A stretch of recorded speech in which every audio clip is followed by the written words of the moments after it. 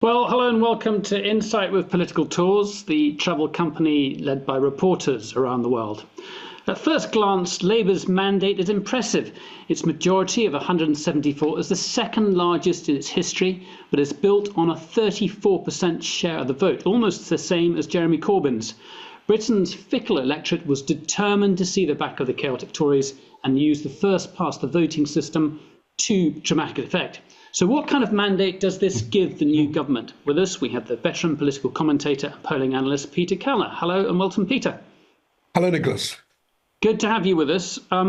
Let's just, I think we're going to move on to policy and what Labour might do shortly, but this is a dramatic change from 2019. How was this done? How was this done? The essence of this election is that the Tories lost votes all over the place, and Labour and the Liberal Democrats picked up votes very specifically in the places they need to win. Because we have this strange situation where Labour has only 34% of the vote, barely a third of the vote, and yet almost two-thirds of the seats in the new House of Commons. I think the particular thing is what happened to the Conservatives. 5 years ago, they got a big majority under Boris Johnson by appealing essentially to two quite distinct groups.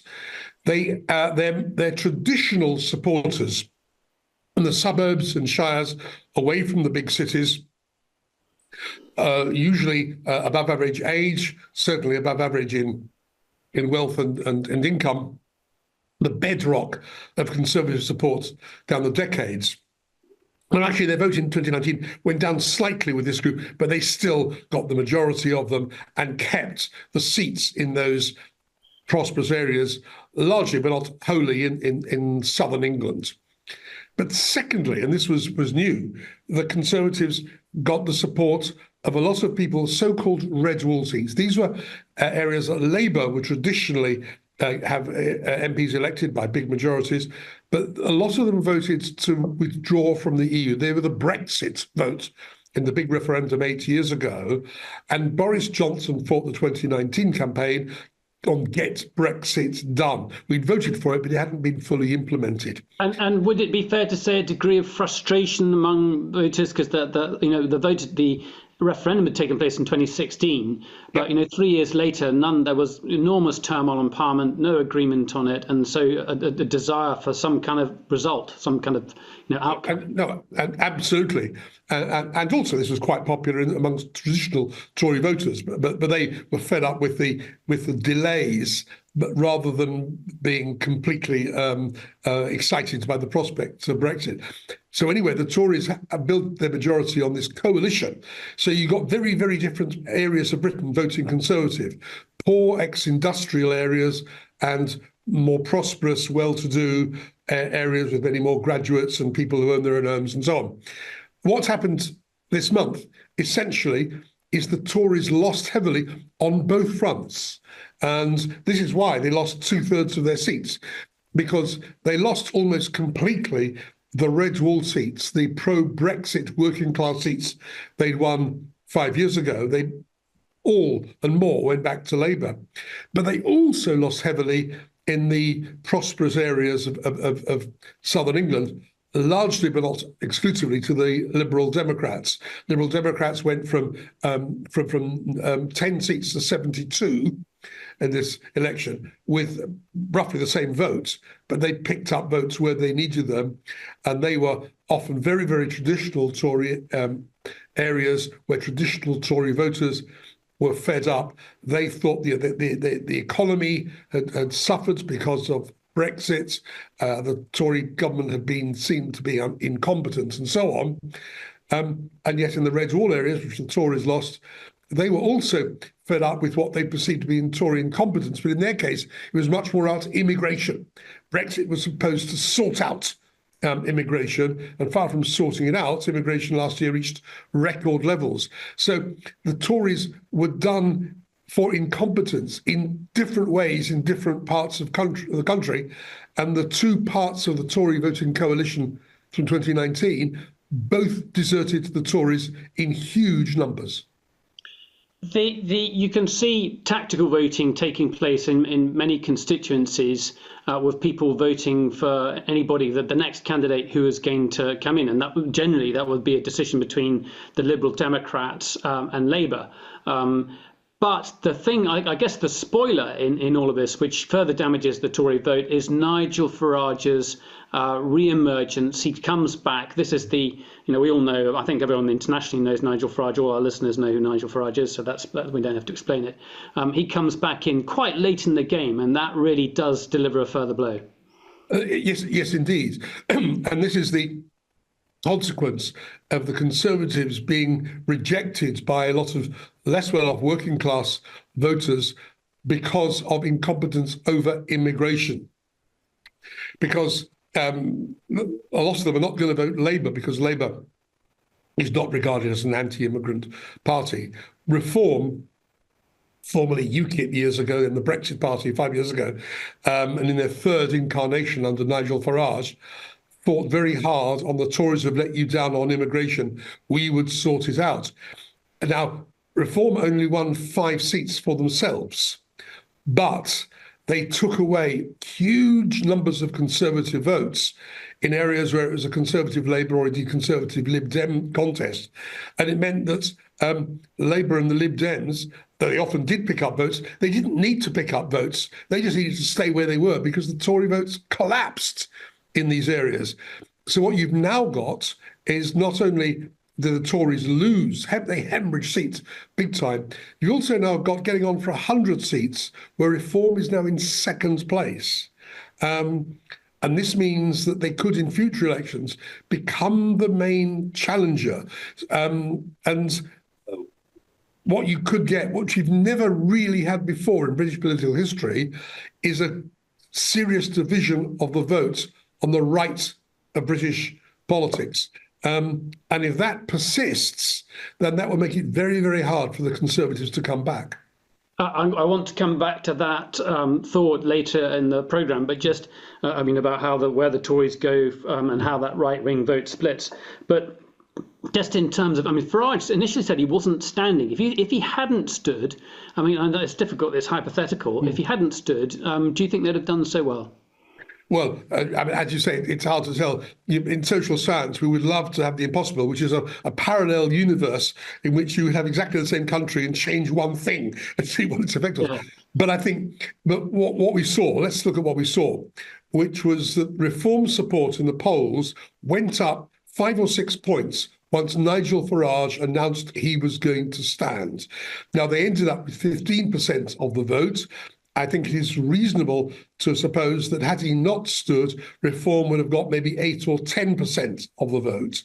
And because the great bulk of their votes has come from the Conservatives, we can, I think, safely assume that not all, but most of the vote, that the difference between 15% and 8 or 10%, most of that would have gone back to the Tories. So, outcome, Labour would still have won, would still have got a reasonably clear majority, and Lib Dems would still have picked up a fair number of seats. But it wouldn't be as big a majority for Labour, and it wouldn't be as devastating a defeat for the Conservatives. They would have a bigger base to play for next time. You were making predictions of a Labour win, but not in treble figures. You were talking about maybe 80 or 90 seat majority. So I'm being fair to you here, Peter. Without Farage coming back in, you might have been right. I think I would have been right, but more to the point, Nicholas, when we had this discussion before, and I've been saying all over the place, I can't hide from the fact that for the last year or so, and before the campaign, I thought Labour would win with a comfortable but not landslide majority. Although I did write in one article a few months ago that it depended to some extent on Farage's role. But the other thing is the Conservatives. I didn't expect the Conservatives to fight such an incompetent campaign. I think Rishi Sunak, frankly, has been disappointing to Conservatives, not just because he led them to such a bad defeat, but the way he has led them in the policies he's expounded, but also at a practical level. He just came unstuck during the campaign. 2 particular points. One is the D-Day anniversary events in northern France about the second week of the campaign. And he didn't stay to the end. He came back early to do a television interview. And this became something that noticed. One of those political stories that cut through, as most political stories don't, it cut through with voters. And that appalled especially traditional conservatives. And what was the other thing I was going to say? Mistakes he made. He promised a film of national service for youngsters, and the policy completely unravelled. It wasn't like by the military. So we don't want. It was making policy announcements on the cuff, as it were, in the last weeks of a campaign. That's right. Bizarre. And he looked unprepared. And in the TV debates, he looked quite rattled. He kept on interrupting Keir Starmer, and it just didn't go well. One of the sort of running memes about him was that he was tetchy, and he came across as tetchy. He didn't look and sound like a prime minister.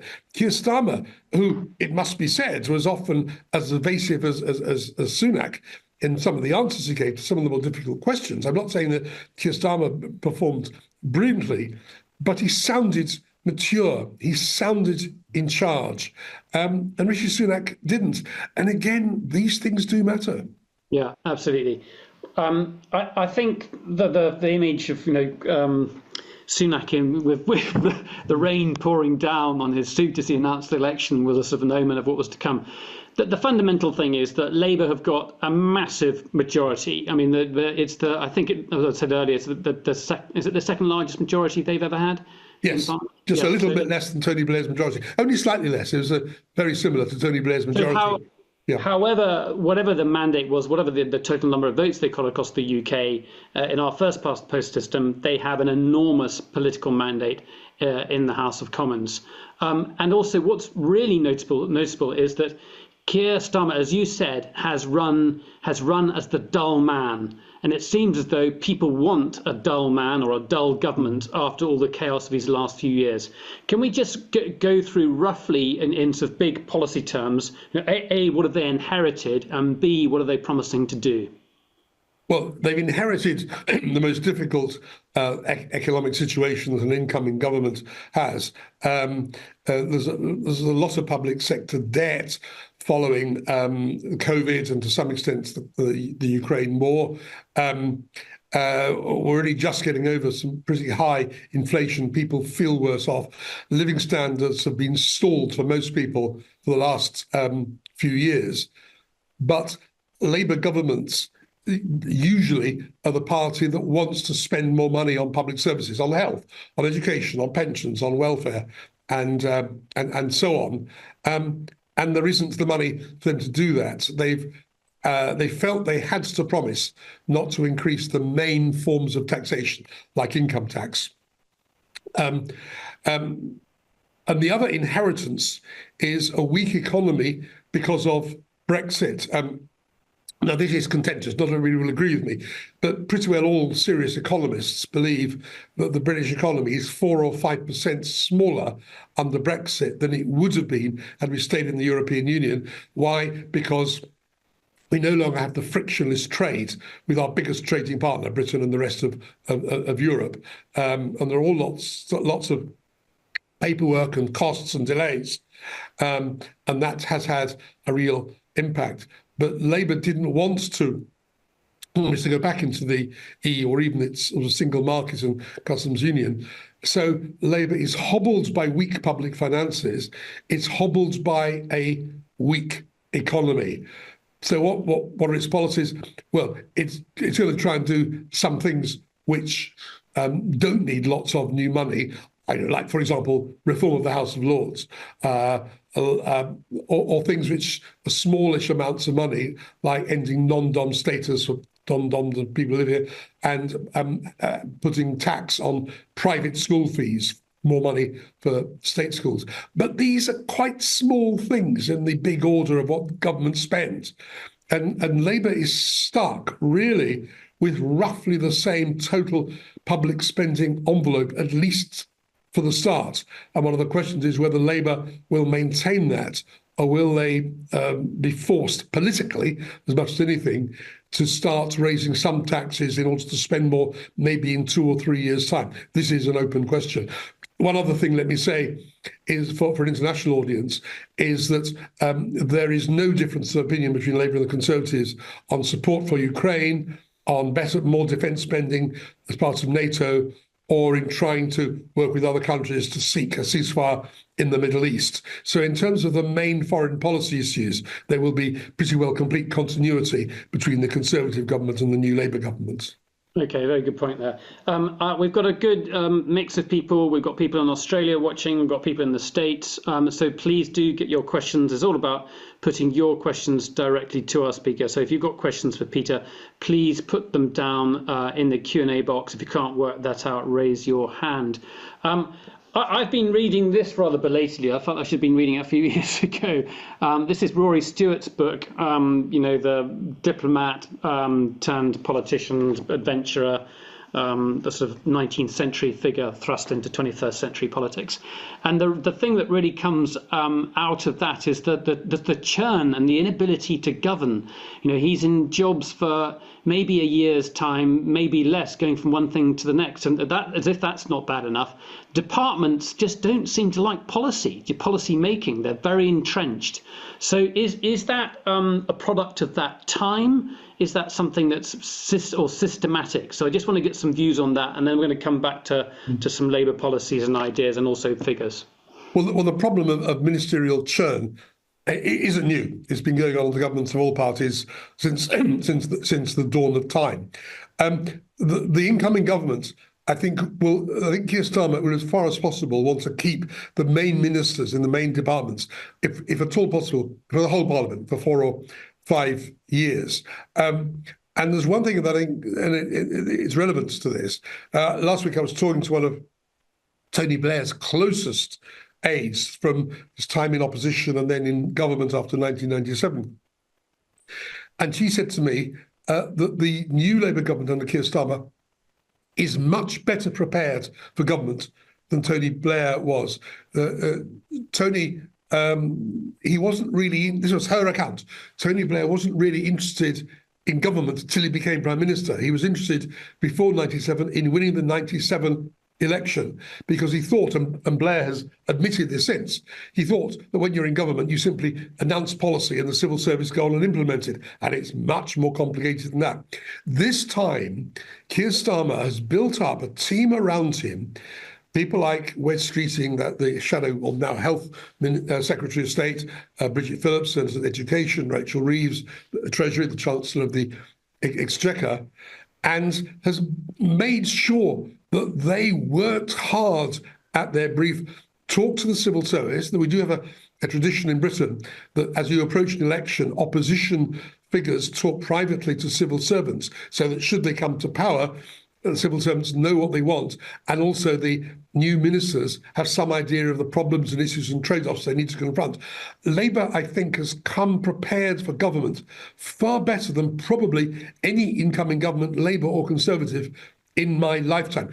That doesn't mean they'll succeed. It doesn't mean that certain ministers will not rise to the occasion. But the preparation is certainly there. And I think we've seen it in a lot of actions and decisions in the last, 10 days since they came into power. I want to mention a couple of names so following that thought up. Patrick Vallance was the previous a science advisor during COVID, and now what's his position? He's been given do you know what his position is? He's I think a minister in the House of Lords on health. Anyway, he's certainly at the heart of transforming the National Health Service. And Mr. Timpson. And then you've got a former head of Network Rail coming in as a transport minister. Network Rail is the sort of body that oversees the railways here. And another interesting chap, which is Timpson. I forgot, is it Nick Timpson? I forgot his first name. Not certainly. He's worked in the sort of voluntary sector, but he run sort of cobblers and key cutting shops, which sounds like what on earth that got to do with prisons. But he's had a long history of working in prisons and bringing out former prisoners and actually helping them reform outside. And he said he knows the prison system very, very well. So you've got serious people with serious careers and a long track record in those areas being brought into government, which shows a sort of a long-term determination, which I thought sort of stood in contrast to what I read in Rory Stewart's book. Some surprises. I'm just trying to think of things that are slightly different. Labour ran a campaign that trying to deal with this issue of anti-Semitism that was seen to have dogged Jeremy Corbyn's, and made statements which were, very strong. I think, and I don't know if you've seen them as pro-Israel, but certainly came out on the Gaza issue, didn't talk about a ceasefire. Talked about basically had the same position as the government, and that was a surprise for many supporters. What's it done since? Let's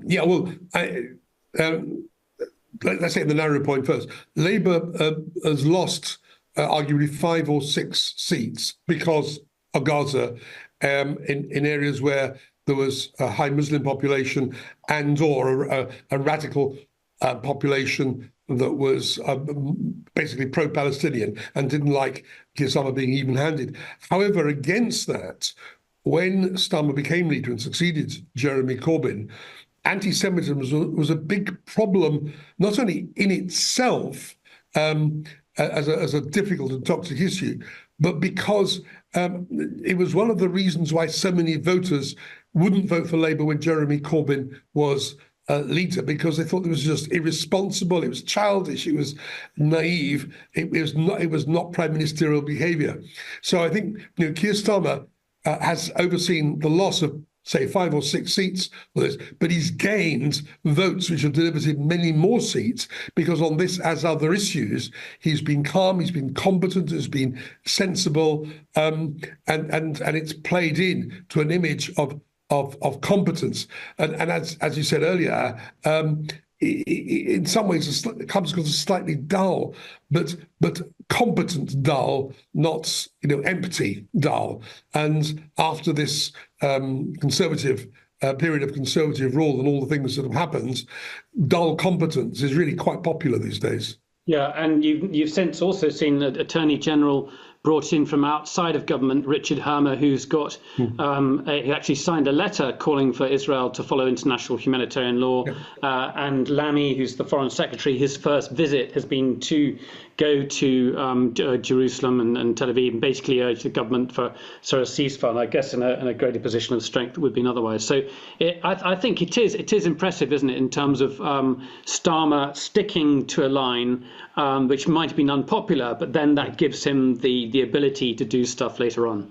And indeed, one of the things that, some of the older participants, and so maybe remember the days when nuclear weapons was a very divisive issue inside the Labour Party, as indeed the country. But Labour has said, we will keep on with nuclear weapons, we will renew Trident, and it's hardly raised a squeak.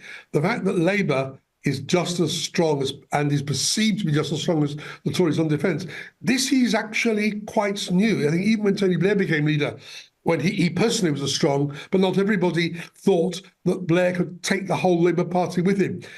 Now they do. This is a big and historic change. I want to step back a bit. You've got a centre-left government coming in at a time when centre-left governments are doing really badly in the rest of Europe, and also arguably in the United States, if you count the Democrats as being centre-left, which I think nobody could really. But he's going off to NATO. He's going to these meetings as really standing out as a bit of a lonely figure. And I wonder whether is there anything that we should read into that? Is that just the electoral cycle in Britain being out of step with the other areas around the world? Can you read anything into it? Well, I'm be a bit careful. I mean, because Australia has bucked that trend. Yeah. New Zealand's back in that trend, but had bucked it some years ago and for quite a while. In Germany, the centre-left is now very weak in the polls, but it's still, the German Chancellor is still a social democrat. So, there are there are long-term structural issues with the centre-left in advanced economies because the nature of the economies has changed. The bedrock of the Democrats in America, of Labour in Britain, of the Socialists in France, the Social Democrats in Germany, Labour in Australia, historically were male manual workers in big, heavy industries, factories, mines, shipyards, steelworks, and the rest. Those jobs and those industries have largely gone. And one of the challenges of the centre-left throughout the democratic world is to put together new coalitions. And it's been done with varying degrees of success or failure, around, and we see that in America, certainly see it in France and in Germany. Labour has to some extent been protected by our first past the post voting system. It means that one of the top two parties has to do really, really badly to be out of the race. And the Conservatives, they've done terribly badly. They've only got 121 MPs in a Commons of 650, but they are still the second largest party by quite a margin. Whereas if we'd had a proportional voting system, the Conservatives might already be dead. And I'm not sure Labour would still be in business after the last few years. So, it is a complex picture. There are certainly common features to do with economic change, but there are differences partly to do with political culture and partly to do with electoral systems. That's very, very well answered, and an unfair question in some way, this would be to ask. The fundamental thing is that with little money, Labour's not going to be able to do a lot. So what can it do? I mean, it can't deliver change quickly. So managing expectations, I suppose, is a key part of it. I think Labour's key political task, as distinct from policy, his key political task is to try and get voters to be patient. Labour's talked about, Keir Starmer's talked about a decade of national renewal. Well, what he really means is we will try and start to turn things round in the first 5 years, but maybe not achieve a great deal other than lay the foundations. And in the second 5 years, if Labour wins a second term in government, then the benefits of its policies will start to show through. Sort of two quotations from history. In 1997, when Tony Blair took over a fairly strong economy and healthy public finances, the theme song was "Things Can Only Get Better." Well, I'm not sure that's appropriate now, and nobody's been singing it this time. But things can't get worse. Things won't get worse. Well, and perhaps, if not exactly the same language, the same principle, when Winston Churchill became Prime Minister in 1940, at the worst moments of the Second World War, in his first speech to the House of Commons, he said famously, "I have nothing to offer you but blood, toil, tears, and sweat." Well, maybe that language is a bit over the top, but the essence of that message is, look, we're in a mess. We've got to come together to sort it out. It's not going to be easy. It's not going to be quick. I think that is Keir Starmer's main short-term political objective, to sell that message and get it accepted, because then that chance, I think he can buy time without people getting too impatient about seeing improvements for which there isn't at the moment the money. Okay, so that's the politics of it. But let's just dwell briefly on some of the policies. We've seen Rachel Reeves talking about having a review of the finances after the Conservatives, which that might provide a suggestion that some kind of taxation is going to go up in the autumn budget. Yet they promised they wouldn't introduce any kind of taxes. There's talk about making planning more easily, so you can have things like building go ahead in suburban areas, wind farms. Just run us through some of the things that might be bits of controversial, but they think they can push through early on. Yeah, well, planning is certainly a big thing. Wes Streeting, the Health Secretary, is talking about reform, the health service needing reform more than it needs money. Although in practice, when you reform almost anything in government, there is an upfront cost, and they'll have to find some money for that. There are push-button issues such as immigration. That they've scrapped the plan to send people to Rwanda, and they talked about using the money they were going to spend on that to set up a new, basically, border system to process people far more quickly, and hope with a better relationship with Europe to get an agreement on sending people who come here who aren't entitled to be here and can't make a good case under the asylum laws, to get them sent back to Europe. There's that sort of thing. The House of Lords, it's not a big issue, but it's the sort of thing which displays progressive purpose. So they've just said they're going to try and scrap hereditary peerages, hereditary peers sitting in the House of Lords, of whom there are how many at the moment? There are 92. The House of Lords has something like 800 members, although maybe a couple of hundred hardly ever go.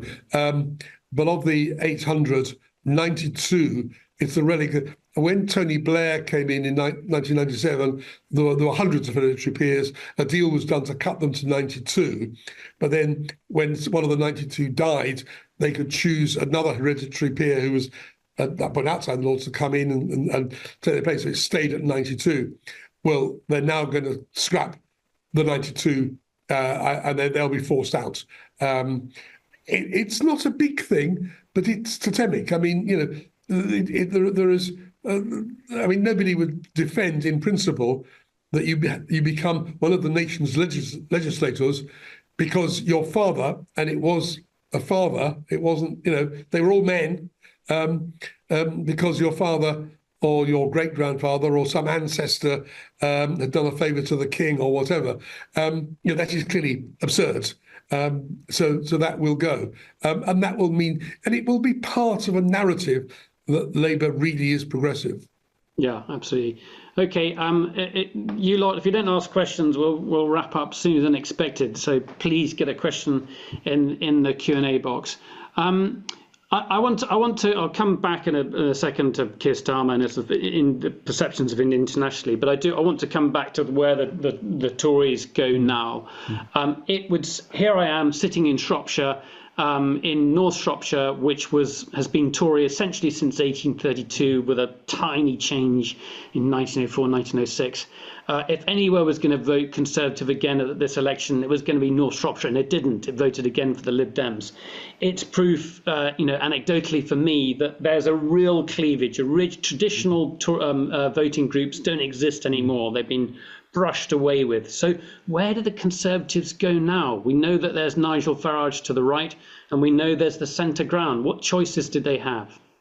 It's a real problem, and it goes back to the point we were discussing earlier, that the Conservatives, the Boris Johnson, had put together this coalition of two quite different types of voter in 2019, and has now lost large numbers of both of these kinds of voter.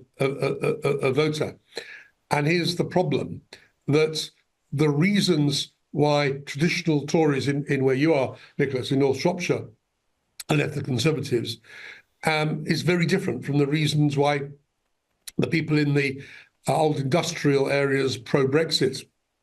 In the pro-Brexit areas, it was about immigration to a large extent.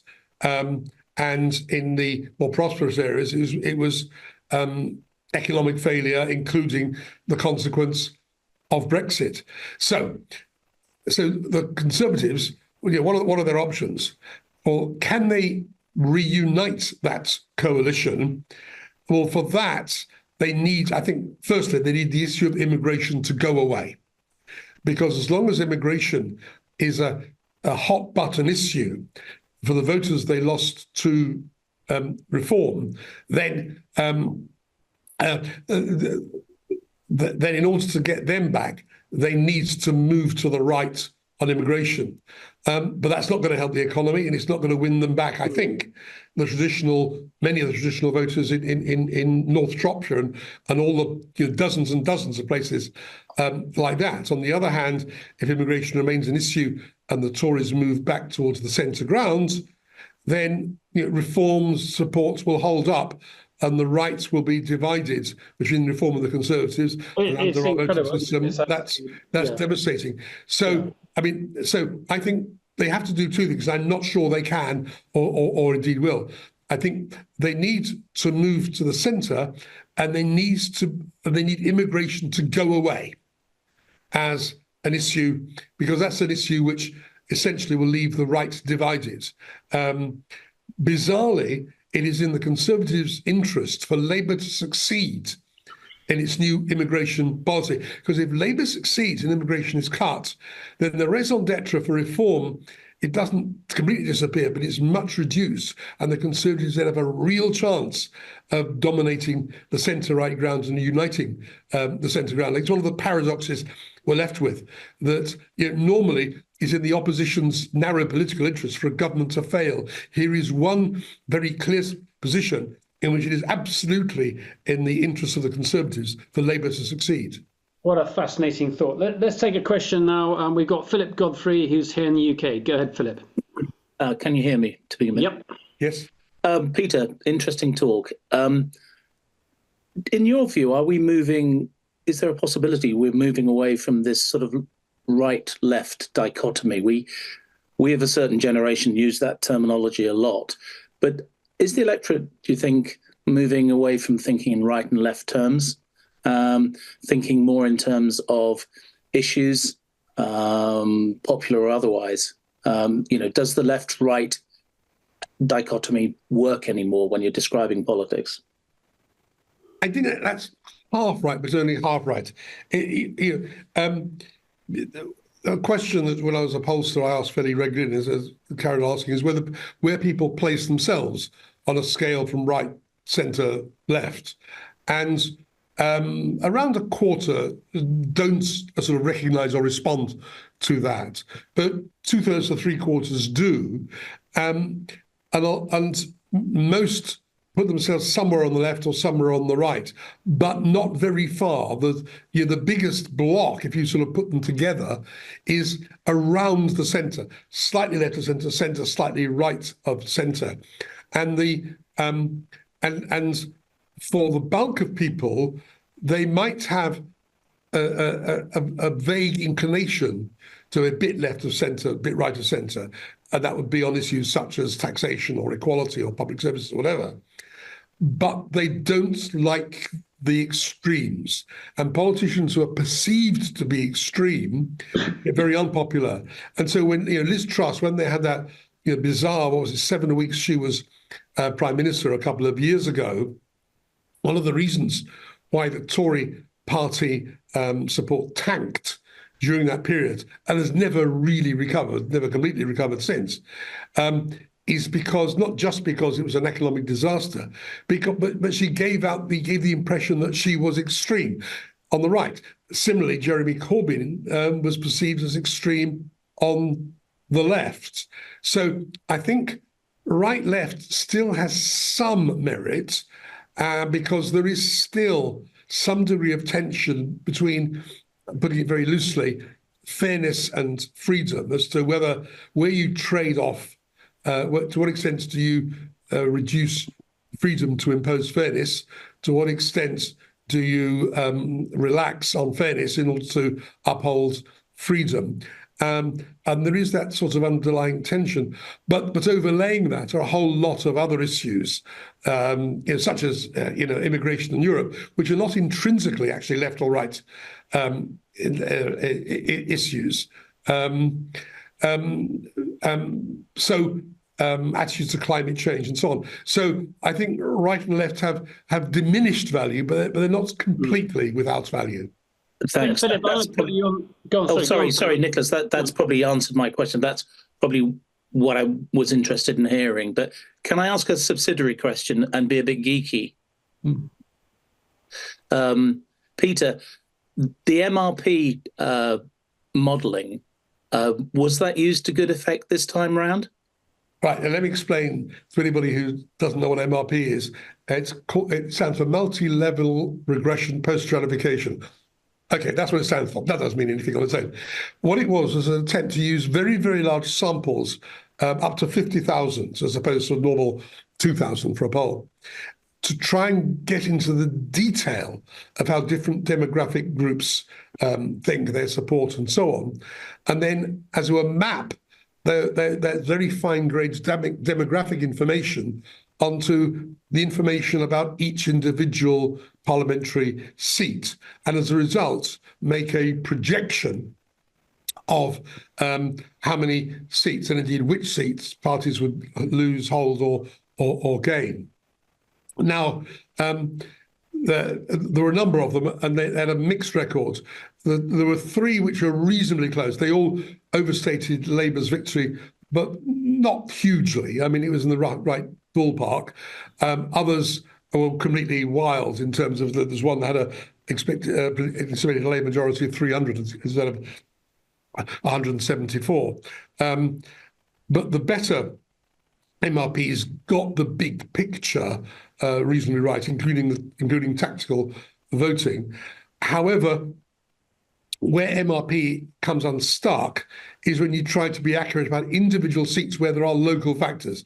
MRP can't allow for very local factors. So none of the MRPs, for example, predicted the loss of the Labour seats to independents who were pro-Palestinian and anti-Labour on Gaza. And some individuals, I mean, Jeremy Hunt, the Chancellor of the Exchequer, MRP said he would lose it, but he's turned out to be actually quite a popular local MP. His majority crashed, but he still held on just about, and MRP polls said he wouldn't. So MRP done well is a useful guide to the seat numbers, but can be misleading when it comes to particular individual seats.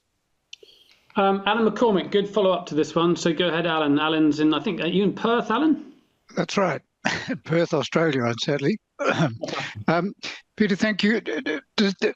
In your view, does voting choice in electorates in the UK anchor more on the policy issues and the detail of that?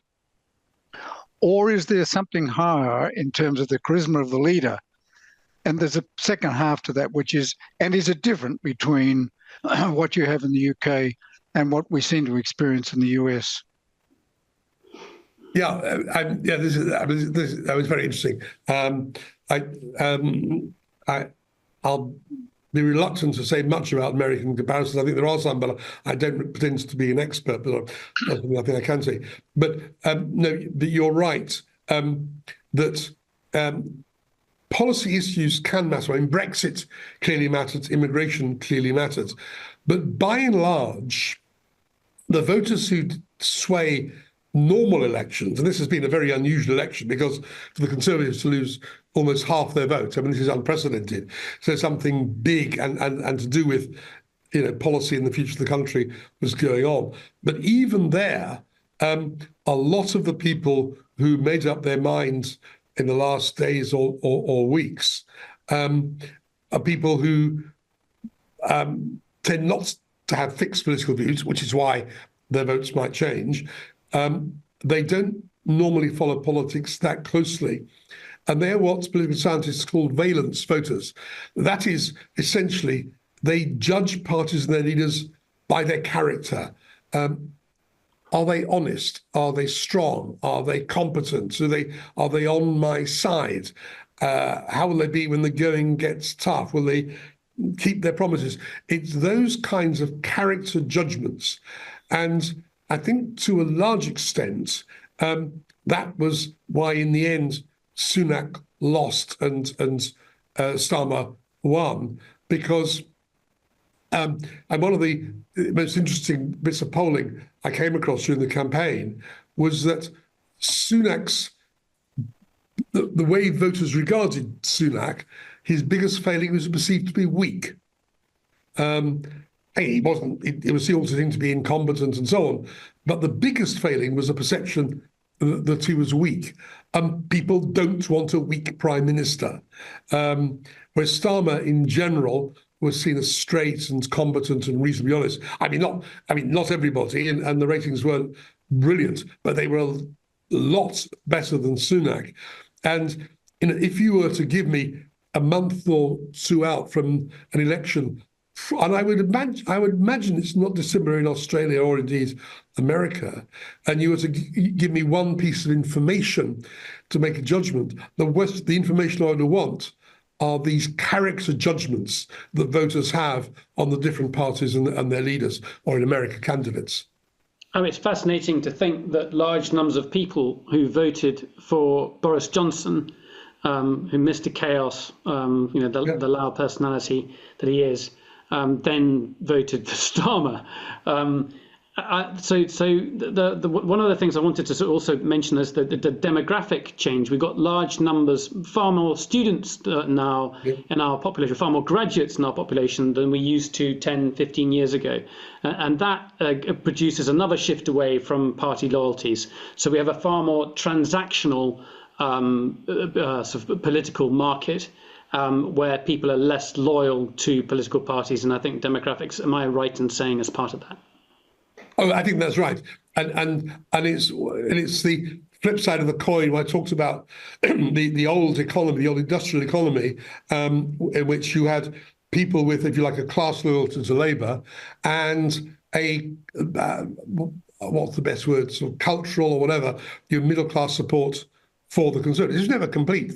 There's always a slice of working class support that's voted Conservative. Otherwise, they would never have come to power.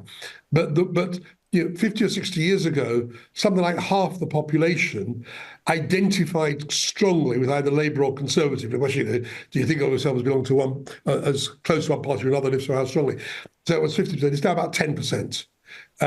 So the economy has changed. Cultural identities and loyalties have changed. Political parties have changed. And the result is, as you say, it's much more transactional, and people are much more willing, in principle, to move from one election to the other.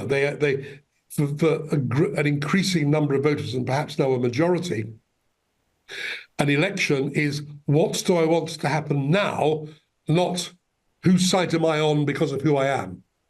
Yeah, absolutely. I mean, I'm really struck now by this dilemma that the Conservatives face. That you've got your compete. If you're going to win again a decent majority, you've got to be nationalist to compete with Reform, and you've got to be centrist at the same time to win back some of the ground from Labour. It seems. That is the core of the Conservatives' dilemma. They've got to sort of create a brand. I mean, if you like, the Tories don't have a clear brand.